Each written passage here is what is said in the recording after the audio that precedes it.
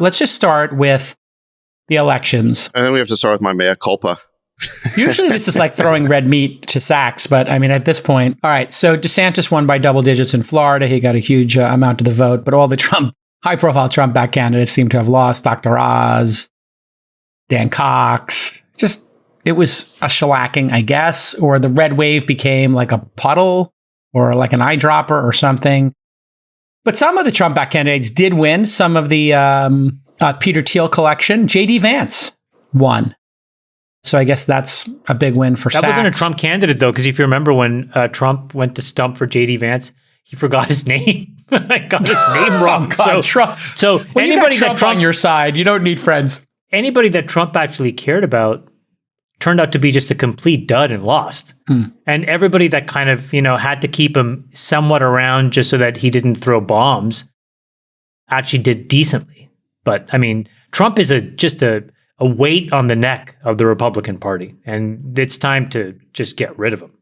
Sachs, what happened to your red wave? Yeah, listen, I got this wrong. I think there's a few reasons for it. So I think when you get an election wrong, you have to admit it and figure out what your mistake was. Otherwise, you're not going to improve. I mean, number one, I was looking at the RCP polling, this Real Clear Politics, where they take an average of all the different polls. They were adding a factor to it. They were showing, by the way, +3 or +4 in the Senate for Republicans, but they were adding a factor to it based on the underweighting that the pollsters did in the last election cycle. And it turns out that the pollsters, I think, did a pretty decent job correcting their polls. And so the RCP overweight turned out to be just basically completely wrong.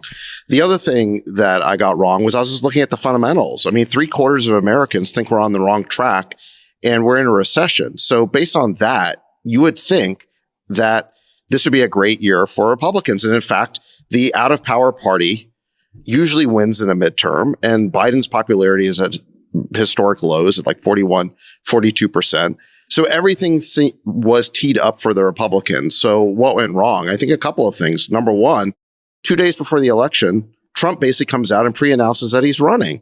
Oh, yes. And, this basically plays into the narrative that Biden has already created, that this is not a referendum on Biden. It's a referendum on democracy. And basically, Trump made it into a choice election. Who do you like better, Biden or Trump? And the fact of the matter is, if you look at the exit polling, as unpopular as Biden is, Trump is even more unpopular. So that did absolutely nothing to help the Republicans, and I think it really hurt them at the margins. The other thing that turned out, I think the other big thing that helped Democrats was Dobbs. And I never thought that it wouldn't be a factor. But if you looked at the polling before the election, 15% of likely voters said that it was their number one issue. If you looked at exit polling after the election, it was 28%.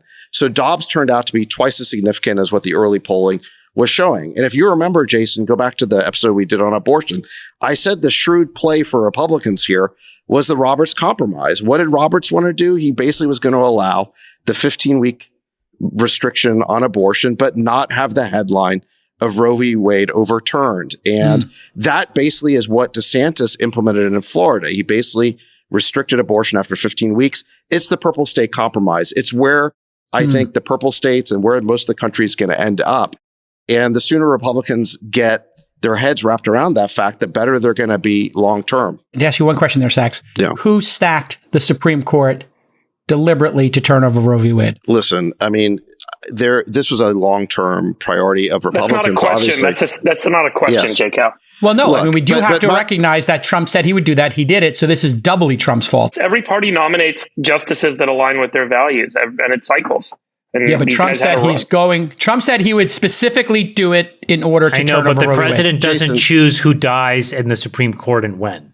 Yeah. Right? There was It's also more complicated than that, because what this Dobbs decision did is throw the issue back to the states. And the fact of the matter is that now it's up to each of these states to determine where they're going to come out in this issue. So if you look at, there were ballot initiatives in red states like Kansas and like Kentucky. Kentucky rejected a ban.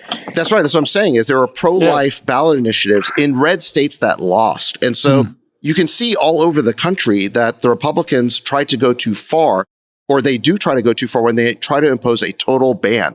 Yep. What it seems to be popular is this, what I'm saying is the purple state compromise. It's what DeSantis did in Florida. it seems like most of the country, we talked about this on that episode. Yeah. Most of the country is in the messy middle. They want abortion to be safe, legal, rare, and early. They're willing to support it in, say, the first 15 weeks. But then after that, there need to be some restrictions. So I'm saying most of the country supports that.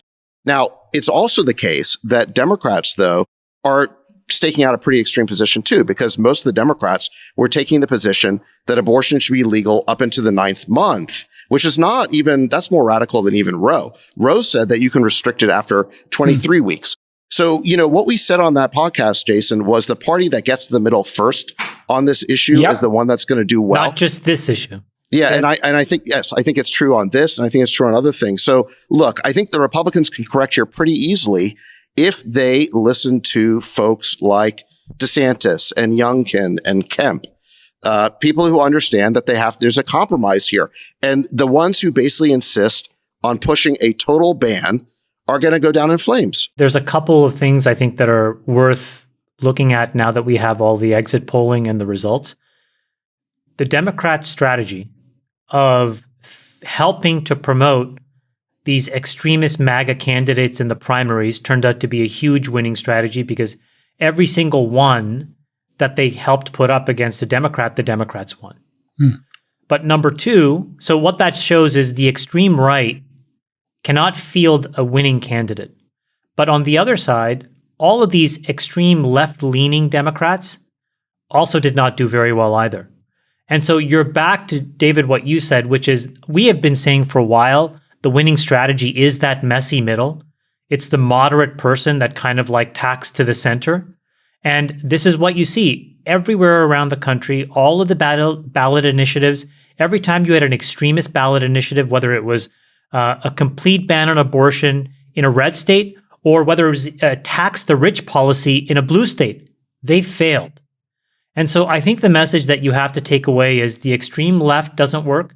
The extreme right doesn't work, right? If you look at, for example, like Kathy Hochul almost lost in New York State because of who? Because of like AOC and all of that extremist progressive rank and file of that party. So people need to really understand and look at the data on the ground. If you want to win in 24, you got to be in the middle and you got to clean 100%. Up all of this extremist rhetoric. Freeberg, any thoughts? I think the Georgia Senate runoff race that we had in the 2020 election cost the U.S. $10 trillion. And I think because if you'll remember, that was the race that when the Democrats won, tipped the power in Senate to the Democrats, and all this legislation for the last 2 years was passed, including a lot of the fiscal stimulus and spending that very likely may have faced significantly more opposition than could have been faced where the Democrats had the White House and the Senate and the House.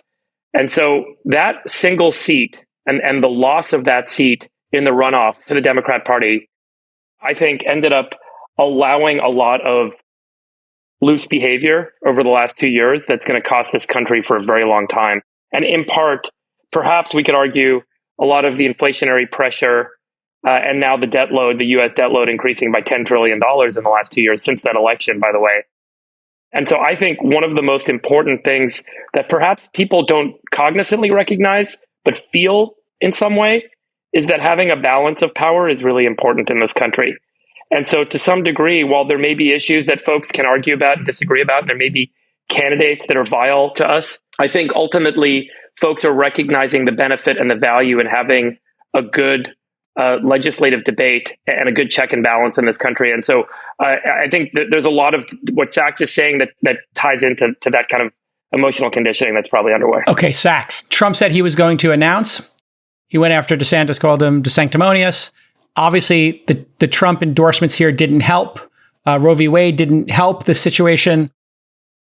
What is going to happen here? Is the Republican Party finally going to cut ties because they want to start winning? Or is Trump going to just announce next week and cause massive chaos? What's going to happen in the Republican Party in the coming weeks? Because we're 14 months away from Iowa, right? I mean, this is now the next issue. The question comes down to, do Republicans want to start winning elections?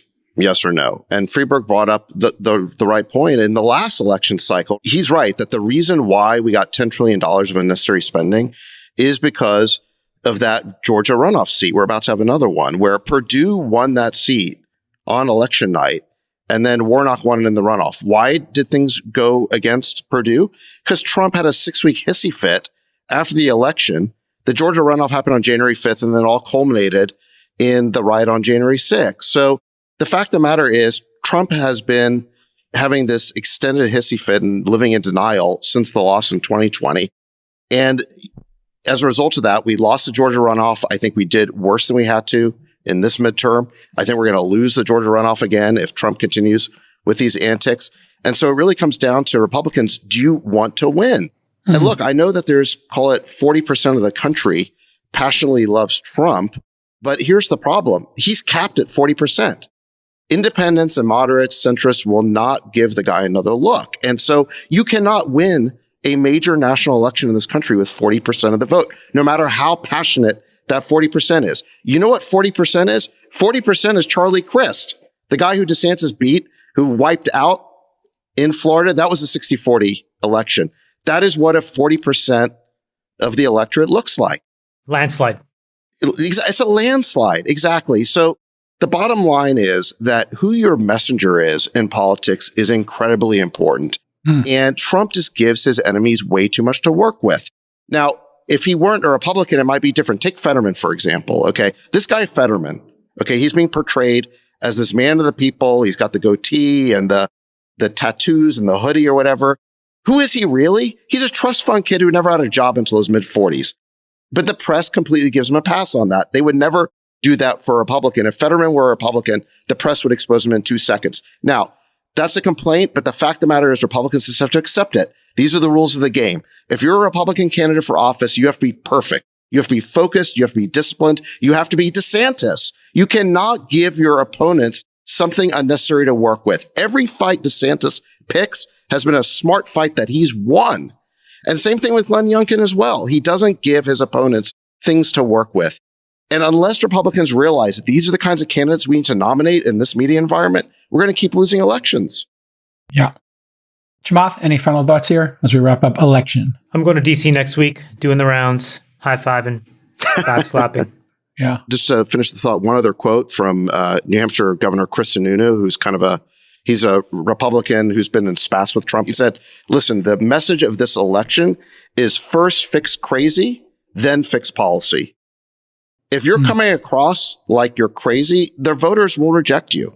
Now, that doesn't mean you can't stand for principle. Ron DeSantis says that Florida is where woke goes to die. He says, we will fight woke in the boardrooms, we'll fight in the classrooms. This is certainly not a liberal position. These are pretty conservative positions he's taking, but he does it in a calculated, disciplined way. I'll say this right now. He is a winning candidate and the scale of Reagan if the Democrats also don't figure out how to clean up their act. Because the other message that's so interesting that I took away is the legislative agenda that works is actually what Biden has always believed. The problem is that Biden seems to get distracted or confused or hijacked by the left wing of his party. And they introduce all these unbelievably crazy iterations of progressive policy that just are not popular, even in blue states. Just look at the number of bills that failed. So he also has to fix what he's doing, by the way, because if he doesn't clean up that could fail, a U.S. judge in Texas, I'm not sure you can tell me if this is legit or not. No, they stayed. But we should talk about that in the context of the economy, actually. Well, that was predictable. Yeah. That was predictable that the college loans are getting thrown out. It's completely unconstitutional for a president to spend $500 billion without Congress's approval. Can I build on Jamal's point here? DeSantis won Miami-Dade County, which went for Hillary by 30 points. Okay. He showed that a competent executive, an energetic, youthful operator who actually runs the state well, okay, can win over moderates and independents and Democrats. No, he's a winner. These are the types of candidates Republicans are after. Yeah. He's a winner. He's a winner.